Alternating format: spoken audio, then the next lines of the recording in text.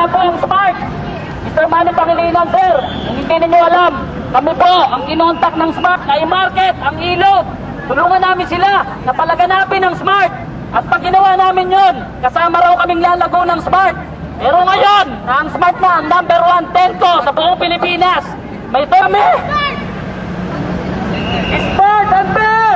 Smart and fair! Smart and fair! Smart and fair! Smart and fair! Mr. Pangilinan, noong unang-una kami unang pinangako nyo. Sabi nyo, tulungan kayong mag-negosyo sa Smart na to. Iniwanan namin ang mga anak buhay namin. Pati mga asawa namin ang mga manager ng malaking kumpanya. Pinahinto namin. Dahil tinulungan namin kayo. Ano ginawa nyo? Inalaglag nyo kami. Iniwan nyo kami sa ere. Tapos, sabi nyo, mag-smart money kami transfer. Ano ginawa nyo? Kinat nyo rin yun. At ibinalik nyo ulit sa inyo. Hinagod nyo kami. Hinagod nyo kami. Magnanakaw. Ito, Smart, ang totoo. Sabi, ang nagtanim, kaya binibigay mo sa malalaking kumpanya para sila ang tutubo. Ano, nasa ng puso mo?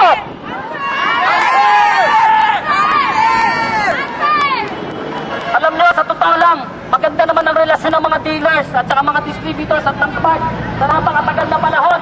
At kitang-kita yan, ang naging resulta, 36 million subscribers, billion kita para sa inyo. Ngayon ang Jimenez, tinanggalan mo ng negosyo! Ako business, Smart!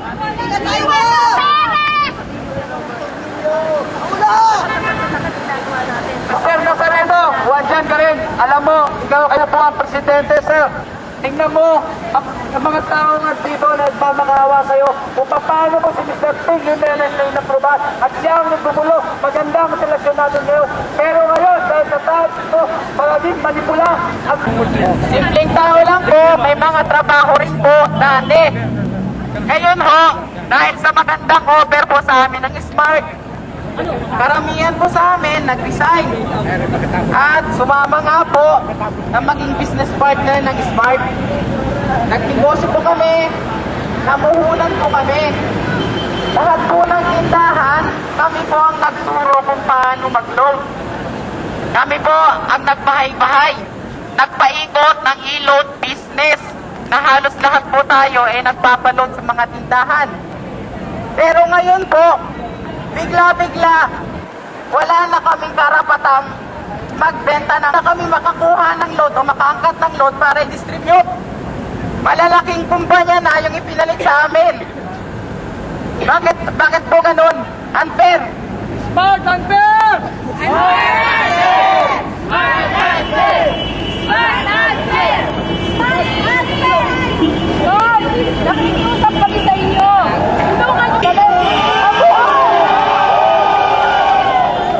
Nakita niyo na! Walang pinili si Ting Jimenez! Muslim, Kristiyano, Luzon, Visayas at Mindanao! Maliit, matangkad, payat, mataba, lahat inabi niya! Smart and fair! Smart and fair! Smart and fair! Smart and fair! Smart and fair! Smart and fair! Smart and fair! Smart and fair! Smart and fair! Trabaho! Ngayon, pagkasa kayo, hindi na mamagyak.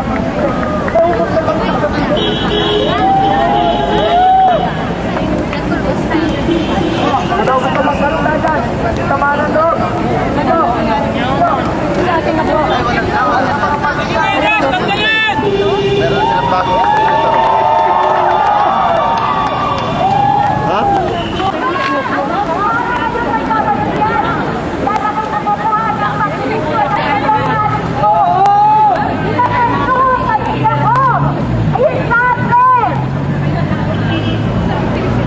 Smart and fair!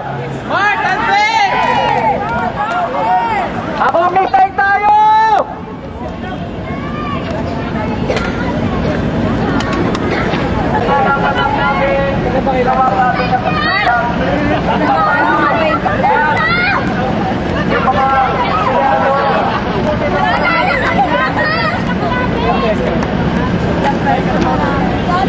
Ah!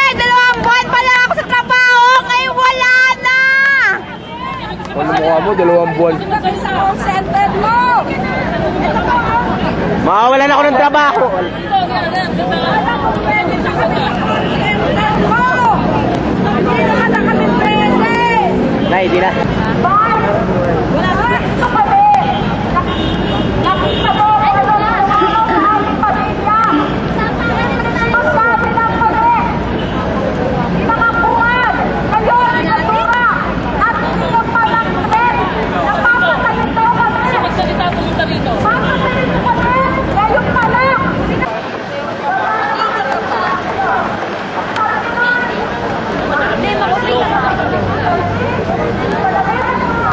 Gusto ko sana nga mag-stay ng Wala na po! Isang linggo na kami, walang kinikita.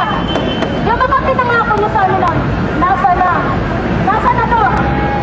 Nung ako ay nag-umpisa na pag-negosyo na dahil sa pinangako niyo na magagandang pangako. Sabi niyo, mabubuhay namin, maipamamana namin ang ilog business na to hanggang sa kaapu-apuhan pa namin. Sabi sa seminar, smart money, pati ilog business, pati prepaid business namin, hindi na namin napapakaran. Bakit po? Hindi na po kami malata. Hindi na po kami makapagyan na to. Hindi kami magkawag.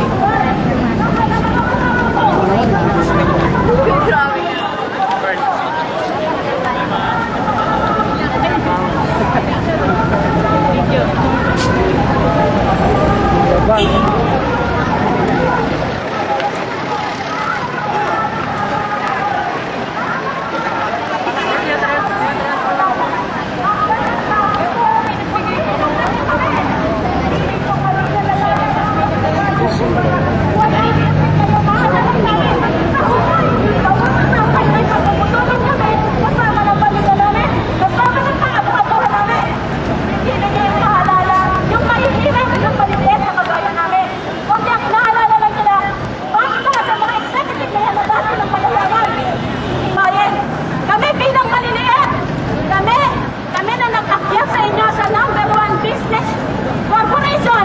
Pero kayo ang nagtaturn down sa amin. Hindi ninyo kami inaalala. Wala kayong puso. Wala kayong puso. Nasa na rin ang pinangako ko sa asawa ko na ito mapagtutulungan namin sa hirap at ginawa itong negosyo na to.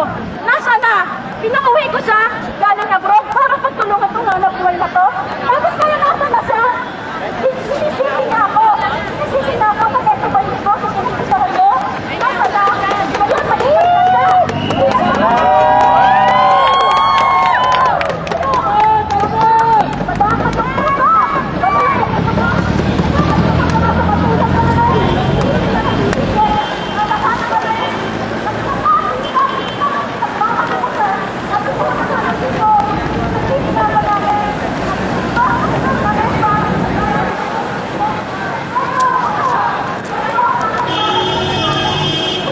Malaki ka na, iniiwan mo na kami.